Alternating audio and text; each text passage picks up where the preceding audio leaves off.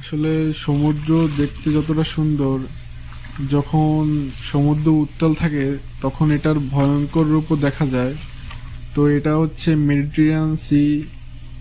তো আমরা ইউরোপের সমুদ্রে এসে ঘূর্ণিঝড়ের মুখোমুখি পড়ছিলাম। তো এখানে রোলিং হইতেছিল প্রচুর, প্রায় 15-20 ডিগ্রি আপনার একদিকে কাইত হয়ে যাচ্ছিল। তো এখানের মাঝে অনেক ছোট ছোট দ্বীপ ছিল। তো এখানে সেলিং করাটা অনেক টাফ, তারপর এত ব্যাড ওয়েদারে। তো এটা আমার ফার্স্ট টাইম এরকম খারাপ আবহাওয়ার মাঝখান দিয়ে আমরা সেলিং করলাম। জাহাজের স্পিড আপনার প্রায় 4 নটিক্যাল মাইলে চলে আসছে, মানে ঘন্টায় আপনার 5 থেকে 6 কিলো 7 কিলো এরকম চলতেছিল। তো এরকম ওয়েদারে ফেস করা লাগে আসলে মেরিনারদের, তো জাহাজে চাকরি করতে হলে। তো এটা আমাদের জন্য সহনশীল হয়ে গেছে।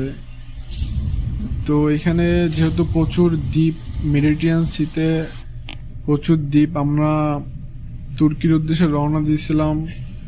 তো গতকালকে আমরা সুয়েজ ক্যানাল পাড়ি দিলাম, আর এখন আমরা এই ঝড়ের মুখোমুখি। তো আলহামদুলিল্লাহ আমরা সেফলি এটা পার করে আসছি। তো এখন আমরা তুর্কির আমরা যখন রেড সিতে ছিলাম, রেড সি খুবই শান্ত সাগর ছিল, কিন্তু এই সাগরটা দেখেন কত উত্তাল। সমুদ্র সমুদ্র দেখতে অনেক সুন্দর, কিন্তু এটা হচ্ছে সমুদ্রর আসল ভয়ঙ্কর রূপ। যে সমুদ্র কতটা ভয়ঙ্কর হতে পারে তা এখানে দেখে বুঝতে পারতেছেন। তো এটা আমি সরাসরি দেখলাম, যাক এটা একটা অভিজ্ঞতা হইল।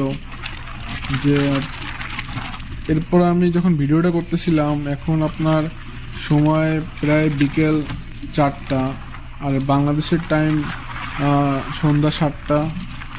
তো এই ব্যাড ওয়েদারে আমরা প্রায় 7 ঘন্টা সেলিং করার পর ওয়েদার ভালো হয়েছে।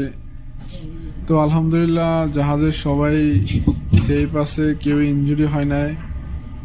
তো মোটামুটি একটা ভালো এক্সপিরিয়েন্স হইলো সমুদ্র পথে, যে এতদিন আমরা সমুদ্রের সুন্দর রূপ দেখে আসছি, তো এখন সমুদ্র যে কতটা ভয়ঙ্কর রূপ হতে পারে সেটাও দেখলাম।